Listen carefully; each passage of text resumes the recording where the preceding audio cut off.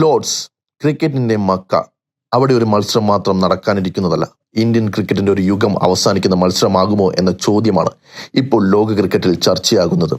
Rohit Sharma Hitman 3 ഇരട്ട സെഞ്ചുറികൾ നേടിയ ഏകദിന ബാറ്റർ, 264 എന്ന ഇന്നും തകരാത്ത ലോക റെക്കോർഡിന്റെ ഉടമ, ഇന്ത്യക്ക് T20 ലോകകപ്പും ചാമ്പ്യൻസ് ട്രോഫിയും സമ്മാനിച്ച നായകൻ. ഇപ്പോൾ അദ്ദേഹത്തിന്റെ ഏകദിന കരിയറും അവസാനത്തിലേക്കാണോ? ഇംഗ്ലണ്ടിനെതിരായ ഏകദിന പരമ്പരയിൽ രോഹിത് ശർമ്മയ്ക്ക് പ്രതീക്ഷിച്ച പ്രകടനം പുറത്തെടുക്കാൻ കഴിഞ്ഞിട്ടില്ല. കാർഡിഫിൽ നടന്ന രണ്ടാം ഏകദിനത്തിൽ 47 പന്തിൽ വെറും 26 റൺസ് മാത്രമാണ് നേടാനായത്. അതോടെ അവസാന 11 ഏകദിന ഇന്നിംഗ്സുകളിൽ ഒരു സെഞ്ചുറി പോലും നേടാനായിട്ടില്ലെന്ന കണക്ക് അദ്ദേഹത്തെ പിന്തുടരുകയാണ്. ഇതോടെയാണ് ഇന്ത്യൻ മാധ്യമങ്ങളിൽ വലിയ റിപ്പോർട്ടുകൾ പുറത്തു വന്നത്. ലോർഡ്സിൽ നടക്കാനിരിക്കുന്ന 3-ാം ഏകദിനം രോഹിത് ശർമ്മയുടെ അവസാന ഏകദിനമാകാൻ സാധ്യതയുണ്ടെന്നാണ് റിപ്പോർട്ടുകൾ. സെലക്ടർമാർ ഇനി പുതിയ തലമുറയിലേക്ക് ശ്രദ്ധ തിരിക്കാൻ ആലോചിക്കുന്നുവെന്നും വിവരങ്ങൾ പുറത്തുവന്നു. പക്ഷേ ഇതിന് പിന്നാലെ ഇന്ത്യൻ ടീമിന്റെ ബാറ്റിംഗ് കോച്ച് സിദ്ധാർത്ഥ് കോട്ടക് വളരെ വ്യക്തമായ നിലപാടാണ് എടുത്തത്. അദ്ദേഹം പറഞ്ഞു, രോഹിത് പോലൊരു താരത്തിന് 2-3 മോശം ഇന്നിംഗ്സുകൾ സമ്മർദ്ദമുണ്ടാക്കില്ല. അദ്ദേഹം വളരെ മികച്ച കളിക്കാരനാണ്. ലോർഡ്സിൽ തികച്ചും വ്യത്യസ്തമായ ഒരു ഇന്നിംഗ്സ് നിങ്ങൾക്ക് കാണാൻ സാധിച്ചേക്കാം.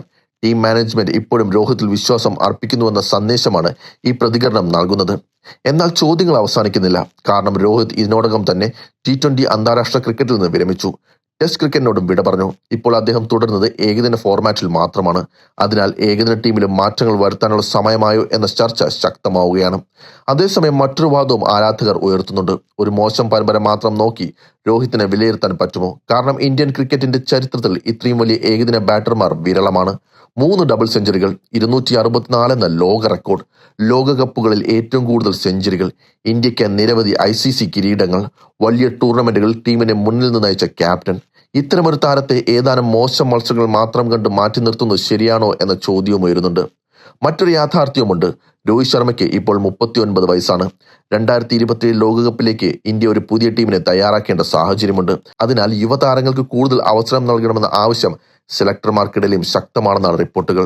അതുകൊണ്ട് തന്നെ ലോർഡ്സിലെ മത്സരം സാധാരണ ഒരു ഏകദിനമല്ല. രോഹിത് സെഞ്ചുറി നേടുകയാണെങ്കിൽ വിമർശകർക്ക് അതൊരു ശക്തമായ മറുപടിയാകും. പരാജയപ്പെട്ടാൽ വിരമിക്കൽ ചർച്ചകൾ വീണ്ടും ശക്തമാകും. അതുകൊണ്ടാണ് ഈ മത്സരം ലോകമെമ്പാടുമുള്ള ക്രിക്കറ്റ് ആരാധകർ അതീവ ആകാംക്ഷയോടെ കാത്തിരിക്കുന്നത്. പക്ഷേ ഇതുവരെ ഒരു കാര്യവും ഔദ്യോഗികമായി പ്രഖ്യാപിച്ചിട്ടില്ല എന്നത് പ്രത്യേകം ശ്രദ്ധിക്കണം. BCCI രോഹിത്തിന്റെ വിരമിക്കൽ സംബന്ധിച്ച ഔദ്യോഗിക സ്ഥിരീകരണം നൽകിയിട്ടില്ല. ടീം മാനേജ്മെന്റും അദ്ദേഹത്തെ പിന്തുണച്ചാണ് സംസാരിക്കുന്നത്. അതുകൊണ്ട് ഇപ്പോൾ പുറത്തുവരുന്ന വിവരങ്ങളെല്ലാം റിപ്പോർട്ടുകളുടെയും അനുമാനങ്ങളുടെയും അടിസ്ഥാനത്തിലുള്ളവയാണ്. അവസാനം ഒരു കാര്യം പറയാം.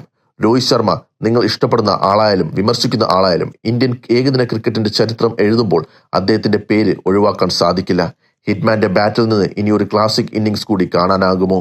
അതോ ലോർഡ്സ് ഒരു ചരിത്ര നിമിഷത്തിന് സാക്ഷിയാകുമോ? ഇതിന്റെ ഉത്തരം ലഭിക്കുക അടുത്ത മത്സരത്തിലാണ്.